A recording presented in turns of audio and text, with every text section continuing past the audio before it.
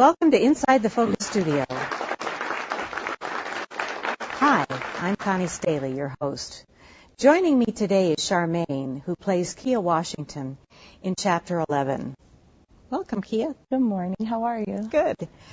Now, Chapter 11 deals with a lot of relationship issues, all kinds, in fact. Mm-hmm. And your character specifically was dealing with some pretty heavy relationship stuff. Mm-hmm. Emotional intelligence, Charmaine, is a big part of Chapter 11. Mm-hmm. How emotionally intelligent would you say Kia Washington was? Well, you can definitely see that her EI was low.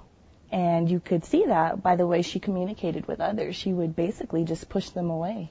I agree. Mm-hmm. Your character probably had very high IQ, but fairly low EQ. Definitely. And we're beginning to find out that emotional intelligence is extremely important in terms of college success. In fact, it's a better predictor than GPA or test scores or a variety of things. Mm-hmm. So to learn more about it, we sent our cameras out into the field to get to the bottom of EI.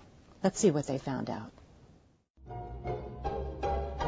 IQ versus EQ. What does one have to do with the other? We all know IQ measures how smart you are, but what's EQ all about?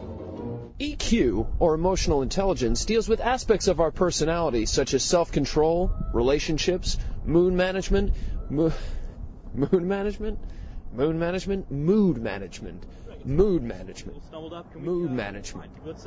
do it again. Can we get you some water or anything? You know what? Why don't you get yourself some water, Stan, all right? I got a show to do from the top. EQ, or emotional intelligence, deals with aspects of our personality such as self-control, relationships, mood management, and relationships. Cut. Greg, that was good, but you said relationships twice. So we're going to do it. I'm sorry, man. I can't. It's my girlfriend. She left me this morning.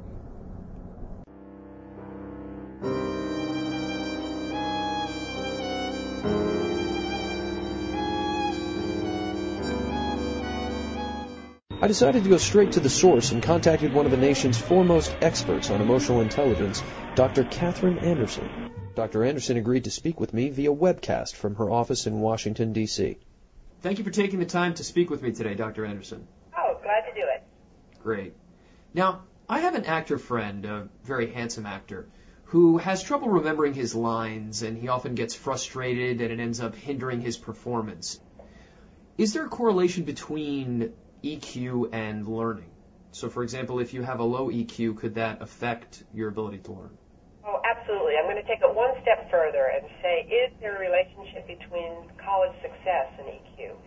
Absolutely, because students who are able to handle stress well, who have good interpersonal relationships, who can problem solve and realistic, they're much more likely to be successful in college. And what can he do to change his EQ, if possible? I'll tell you, that's the great thing about emotional intelligence. It's not like an IQ, but EQ is something, when you're aware of what you need to do to improve, there are certainly ways you can do to improve that. And it really starts with looking deep down inside of yourself and understanding some of the things you're doing and work really hard to change that. But it certainly can be changed. Are there tests that he can take to see where he lies on the EQ scale? There are a number of instruments that I'm aware of. One is called the EQI, Emotional Quotient, and that's something that really college students, that a lot of universities are using for college students to help students get a real clear picture of their emotional intelligence. It gives them a starting point to begin to develop their skills. Great. Well, thank you very much. Glad to do it. I came into this piece thinking I'd be reporting on some abstract theoretical concept that had nothing to do with me. Turns out I was wrong. Dead wrong. After learning things I've learned today, I feel like a new man. A man who's not only in touch with his emotions, but for the first time actually understands them. Oh, 1 second. Hello? Yeah. What? Well, couldn't you told me that before I made reservations? Oh, well, I'm sorry if I'm getting upset, Grandma, but it's really hard to get in there. I mean... No. All right, fine, I'll dine alone. Fine. Fine! See what I care!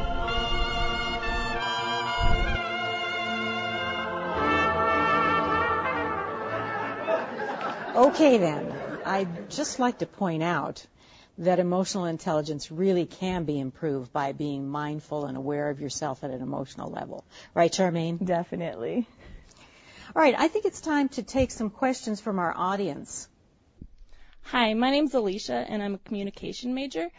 And I've never been in love, but I was just wondering, what are some of the main characteristics of someone who is in love?